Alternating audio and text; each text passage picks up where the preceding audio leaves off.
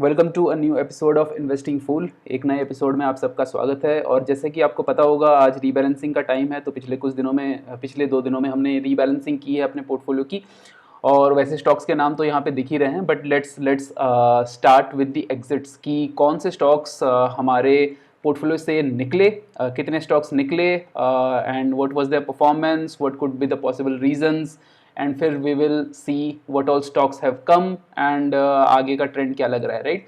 So let's look at the exits once. So in the exits chart, if you can see, exits tab, sorry, यहाँ पे ये 6 stocks जो हैं 20 में से 6 स्टॉक्स इस बार हमारे पोर्टफोलियो से निकले हैं, जिनमें से 2 हमको गेन देके गए हैं और बाकी 4 लॉस देके गए हैं। अगर ओवरऑल हम 6 स्टॉक्स का मिला के देखें तो हमको लॉस ही आया है ऑलमोस्ट 5 शेयर का। और यहाँ पे वैसे टीवीएस मोटर को तो मैं गेन भी नहीं मानता, बिकॉज 1% से कम का gain it's not really a gain. And similarly HDFC, AMC and all this, मतलब 1-2% का गेन लॉस या इधर उधर कहीं नहीं गए हैं। सो हम उसके बारे में ज़्यादा बात नहीं करेंगे। एक इम्पॉर्टेंट बात जो मैं हमेशा बोलता हूँ वो ये रियलाइज़ करना ज़रूरी है कि मोमेंटम में जब भी कोई स्टॉक छोड़ के जा रहा है आपका पोर्टफोलियो, बिकॉज उसका मोमेंटम का ट्रेंड कम होने लगा है, इट डज नॉट मीन कि वो आपको लॉस देके जा रहा है, राइट? बहुत सारे स्टॉक्स प्रॉफिट देके जाते हैं, बहुत सारे स्टॉक्स लॉस देके जाते हैं, मोस्टली लॉस ही देके जाते हैं। अगर हम यहाँ पे अगर हमारा विनर्स का परसेंटेज देखो, that is 47%, right? And losers is 53%। As we go on, मतलब जैसे जैसे ये पोर्टफोलियो आगे जाता है तो हमारे विनर्स का percentage will even shrink, right? और भी कम होगा और लूजर्स बढ़ते जाएंगे, क्योंकि momentum being a high churn strategy, there is always a risk of catching stocks at their top, right? जहां पे आप घुस तो गए एक बार, पर फिर आपका मोमेंटम इंडिकेटर बता रहा है, या जब अगली बार आप रीबैलेंसिंग कर रहे हैं तब आपको बता रहा है कि भाई इसका मोमेंटम ठंडा पड़ रहा है, राइट? तो मोमेंटम अगर ठंडा पड़ रहा है तो आप निकलोगे उससे, चाहे लॉस 1% का हो, चाहे लॉस 5% का हो, जो भी हो। तो यहाँ पे जैसे हम देख रहे हैं Hero MotoCorp is a classic example of something that we probably caught at the top, right? तो एक बार उसकी भी बात करें, ये चार्ट लोड नहीं हो रहा है फॉर सम रीज़न, उस पर वापस आते हैं। पर if we look at Varun beverages, 3% down, and HDFC AMC 2% का लॉस देके गया, इंटेलेक्ट अगेन 8% का लॉस देके गया, right? So these all were the stocks which gave us quite some losses. तो इस बार भी जैसे हम देख रहे हैं कि 2 गेनर्स हैं और 4 लूजर्स हैं। सो जैसे जैसे आगे बढ़ते जाएंगे, द पॉइंट इज दैट कि there will be a few gainers which will drive the maximum of your profits, and there the majority will be losers, right? तुम्हारे स्क्रीनर में, तुम्हारे पोर्टफोलियो में जितने स्टॉक्स आएंगे उसमें से मान के चलो कि मेजॉरिटी लूजर्स ही रहेंगे, जिससे मतलब पैसा जाएगा, और कुछ ही विनर्स होंगे जिनसे पैसा आएगा, राइट? तो जो विनर्स हैं दे विल बी फ्यू, पर उनको लंबा अगर रख सकते हो, सो देयर गेन्स विल, मतलब विल नेगेट और will win over the loss by the losers, right? तो इट इज ऑलवेज सेड कि कट योर लूजर्स, राइट? तो कट योर लूजर्स मतलब basically it's acknowledging the fact कि losers तो आएंगे ही, right? Momentum में लूजर्स तो आएंगे ही। We just have to accept it, we just have to face it, and we have to cut them early, right? तो losers आके निकलते रहेंगे, जो win करते गया वो आगे जाते जाएगा। If you look at Birla Soft is is with our portfolio, was with our portfolio since this beginning, right? नवंबर से portfolio start हुआ है, तभी से Birla Soft हमारे साथ था। And if we look at the chart again is not loading for some reason. I will revisit it in some time, but पिछली video में मैंने बात की थी बिरला सॉफ्ट की, राइट? तो if you look at the chart, it went to a high in Feb and then somewhat it started cooling after that, right? तो पर अगर हम 10 year देखें of this winning stock, जो कि मतलब मोमेंटम ठंडा पड़ने के बाद भी वो पोर्टफोलियो छोड़ के जा रहा है, लेकिन it has still given us close to 19% returns, right? So वो इसलिए है क्योंकि this was a winning stock for quite some time, और हम ऑब्वियसली टॉप में कभी भी एग्जिट नहीं कर सकते एक विनिंग स्टॉक को, राइट। वो टॉप से थोड़ा नीचे आएगा, नीचे आएगा, नीचे आएगा, उसके बाद ही हम एग्जिट करते हैं, राइट। तो but still it gave us 19% return and it stayed for so long, right. Almost 5 महीने ये स्टॉक रह के गया है, right. So that's one essential thing to understand कि winners will be few but winners have to stay long.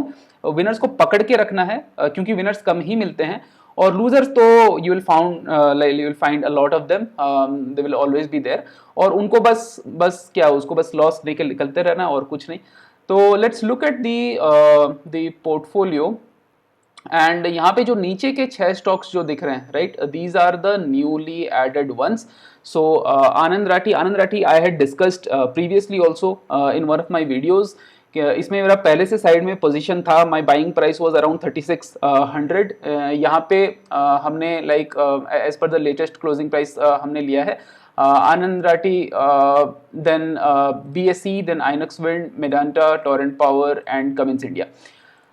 यहाँ पे दो चीजें मैं बोलना चाहता हूँ, which is first that there are two things that I want to discuss about these 6 new stocks that have come up, right?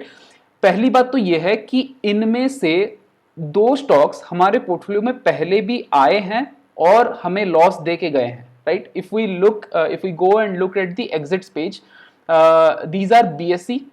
तो BSE यहाँ पे दिखता है कि हमको ये 11,000 का लॉस दे के गया, right? It came in January and we exited in March. Why did we exit? क्योंकि ये all time high से अपने 20% गिर गया था, right? The next one was Medanta. It again fell by more than 20%. It fell just 20% and then it started recovering a bit from its all time high. ये फरवरी में आया था और ये मार्च में ही निकल गया. If you see, it is before the rebalancing date, right? तो ये मतलब rebalancing होने से पहले ही, because it fell by more than 20%, we had exited the stock. Now we can debate on this कि 25% का क्राइटेरियन लगाना चाहिए, 20% का लगाना चाहिए, मे बी 20% स्मॉल, 25% लगा लो, 30% का लगा लो, all those things are fine. मतलब वो आप अपनी DIY मोमेंटम स्ट्रेटेजी के हिसाब से चेंज कर सकते हैं, ट्वीक कर सकते हैं, whatever level you are comfortable with, right. But अगर ये तब होता है जब स्टॉक्स नीचे जाते हैं, they correct by more than 20%, they somehow rebound and they are back in your momentum screener. So that is the fundamental difference between a fundamental investor and a value investor. Fundamental investor and a momentum investor. So the main difference is that कि fundamental वाले जो हैं वो time लेके अपना analysis करते हैं. Once they see that a stock is good, they won't negate that hypothesis, right? वो उतनी जल्दी उनकी hypothesis change नहीं होती, right? And once they ditch something, उस पे फिर हाथ नहीं लगाना है महीनों तक. मोमेंटम में ये है कि एक महीना आपको आपका स्क्रीनर बोलेगा कि इसमें मोमेंटम ठंडा हो रहा है, निकलो यहाँ से, आप लॉस नहीं कर निकले, and the next month itself if the stock has rebound, तो वो वापस मोमेंटम में आ गया है, and the momentum screener can say कि स्टॉक वापस अब आ गया है, right. So then you would feel uncomfortable कि मैंने तो पिछले महीने ही बेचा था इस स्टॉक को, लॉस में बेचा था, you don't have a positive association with that stock, तो how are you going to take that stock again. So this is a very मतलब नेचुरली ईजी नहीं है ये किसी भी इन्वेस्टर के लिए कि आप लिए थे, आप उसको लॉस में बेचे, फिर वापस आप ले रहे हो इन द होप कि this time the momentum might sustain, but momentum may not sustain again, right. अभी दुनिया में देख रहे हो कि वोलेटिलिटी इतनी है, ईरान इजराइल का चल रहा है, कुछ भी चल रहा है, हमेशा कुछ ना कुछ तो होता ही रहता है यार। मतलब global headwinds will keep coming like this. इस मिडिल ईस्ट के टेंशन की वजह से petrol prices crude prices have also jumped up, and Fed के जो रेट कट्स हैं उसके आसपास, उसके इर्द गिर्द बहुत सारी अनसर्टेनिटी है। Some are saying maybe इस साल ना भी हो, right. Long term interest rates कम नहीं होंगे बहुत ज़्यादा, राइट। सो वो सब हैं, और जब वो सब नहीं होते तो अपने सेबी वाले कुछ खुश होकर आ जाते हैं कि हम ही अपने मार्केट को गिरा देते हैं, राइट। तो all these uncertainties keep happening. So और फिर पिछले कुछ वीडियोस में हमने बात की थी कि कैसे सुप्रीम कोर्ट का जो डायरेक्टिव था on hospital profits and all that, उससे क्या हुआ। मतलब मैंने तब भी बोला था कि इससे ज्यादा कुछ होगा नहीं, right. The stocks corrected then they again started rising up, but even though you might inherently feel कि ये मतलब नीचे जा रहे हैं पर ये ऊपर आएंगे, even though you might feel it, but अगर आपने सिस्टम में रख दिया है कि 20% नीचे गिरने से मैं निकलूंगा, तो आपको निकलना ही पड़ेगा, राइट। फिर आपको सोचना नहीं है कि मतलब उसमें फिर हाइपोथेसिस नहीं लगानी है, उसमें अपना डिस्कशन नहीं लगाना है, राइट। एनीवे, तो if we go back to our current portfolio, तो बीएसई और मेरांटा ऐसे दो दो स्टॉक्स हैं जो हमको पहले लॉस दे के गए हैं, and even after that we are taking them again, right, in the portfolio. I'm not sure what is wrong. Is it something with my internet or something with Kite? I'll just reload and check in some time. But तो that was the first thing. तो दो चीज़ों की मैं बात करना चाहता था। पहली बात तो ये है कि स्टॉक्स, मतलब जैसे हम मोमेंटम में बोलते हैं कि किसी भी स्टॉक से शादी नहीं करनी या किसी भी स्टॉक को परमानेंटली डिच नहीं करना। अगर आपका सिस्टम बोल रहा है कि जिसको कल तुमने निकाला था उसको वापस से लेना है, तो वापस से लेना है, उसके बारे में कोई बात नहीं करनी। दी अदर थिंग इज कि अगर शादी नहीं करने वाली दूसरी पॉइंट ये है कि अगर सिस्टम बोल रहा है कि किसी को निकालना है, तो चाहे आपको वो स्टॉक कितना ही अच्छा लग रहा हो, आपको निकालना है। और अगर सिस्टम आपको बोल रहा है कि लेना है, राइट, तो स्टॉक को चाहे आपने पहले निकाला है, लिया है, जो भी किया है, that past experience actually doesn't matter at all. अगर इस डेट पे मैं स्क्रीनिंग कर रहा हूँ, इस डेट पे मैं रीबैलेंसिंग कर रहा हूँ, उसमें अगर आ गया है कोई stock, so I will have to take it, और I don't have to think कि पहले मैंने इसको बेचा था या नहीं बेचा था, और whatever that past relation with that stock, it doesn't matter. Second thing is कि स्टॉक चाहे जैसा भी लगे उसको लेना है। Like I will give you an example. जब when I was doing this rebalancing, right, so इसके कमिंस इंडिया के नीचे the next stock was Bharat Electronics, right, and I was मतलब मेरा बायस तो कोई नहीं है, but the stock was, the chart was looking really good in terms of momentum, right. और कहीं ना कहीं मेरे दिमाग में ये आ रहा था कि यार मतलब शायद एक और स्टॉक निकल जाता हमारे पोर्टफोलियो से, या फिर इनमें से कोई स्टॉक नहीं आता, तो probably I could have taken Bharat Electronics, वो दिमाग में आ रहा था। And the next thing I look at is कि I have a stock like Inox Wind, जिसपे मेरे को बिल्कुल भी भरोसा नहीं है। मतलब this stock has like hit like lower circuits also recently, and it's मतलब इसका फंडामेंटल कुछ भी नहीं है, सब कुछ खस्ता है इस कंपनी के बारे में, right. The price is going high for some reason, but वैसे फंडामेंटली ये मतलब अच्छा नहीं है ये कंपनी, बट हम फंडामेंटल को नहीं देखते, राइट। सो फंडामेंटली चाहे आपको एक कंपनी या उसके बिजनेस प्रोस्पेक्ट्स आपको कितने भी शेकी लगे, अगर प्राइस उसका बढ़ रहा है तो you just have to let it run, you just have to believe कि the market knows more than you, you don't have to second guess the market कि शायद मार्केट अगर इतना ही बुरा है स्टॉक तो मार्केट प्राइस क्यों चढ़ा रहा है, right. Either you can always say कि स्मॉल कैप स्टॉक्स में जो है ऑपरेटर बढ़ा रहा है, तो वो सब तो हो ही सकता है।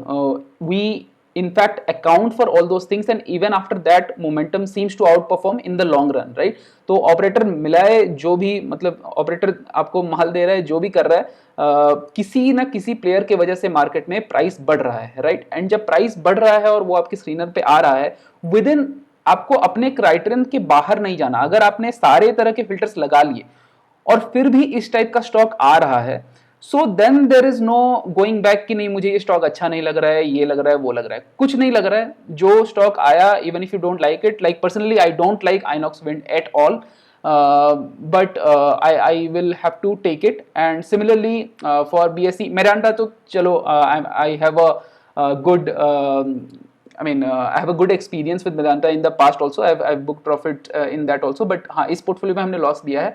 And if we look at BSC also, it has given us loss. Medanta, it has given us loss in this portfolio. तो कहीं ना कहीं थोड़ी सी हिचकिचाहट होती है to take back these stocks. But whatever the system suggests, we will have to take as per that.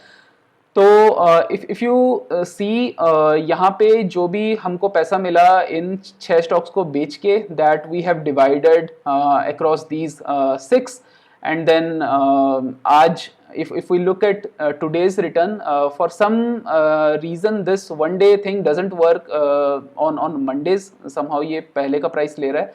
But if we look at आज, right, if we look at today, Anand Rathi was down 2.4%. And the other stocks moved a little bit. यहाँ पे 2.9% Cummins India has moved.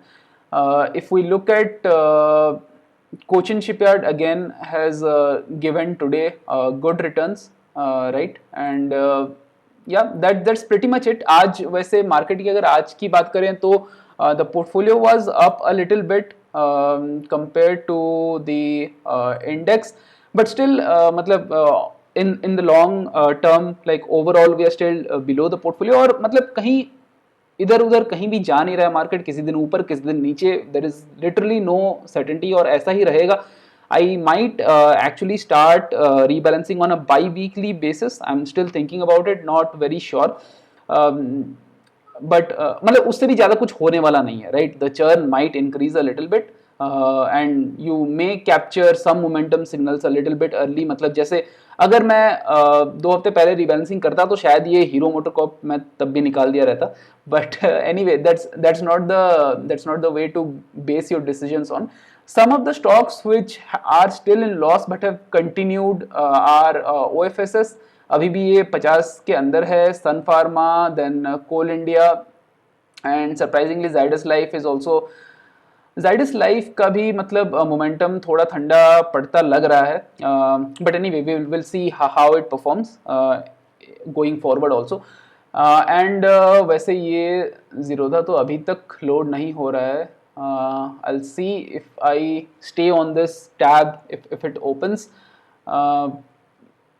But yeah, I guess there is some sign-in issue itself with the portal, right? So we will close that. We'll close the video at this. Chart किसी और video में देखेंगे. But ये update देना भी था क्योंकि आज वीडियो रिलीज करना ही था बिकॉज रीबैलेंसिंग हो गई है.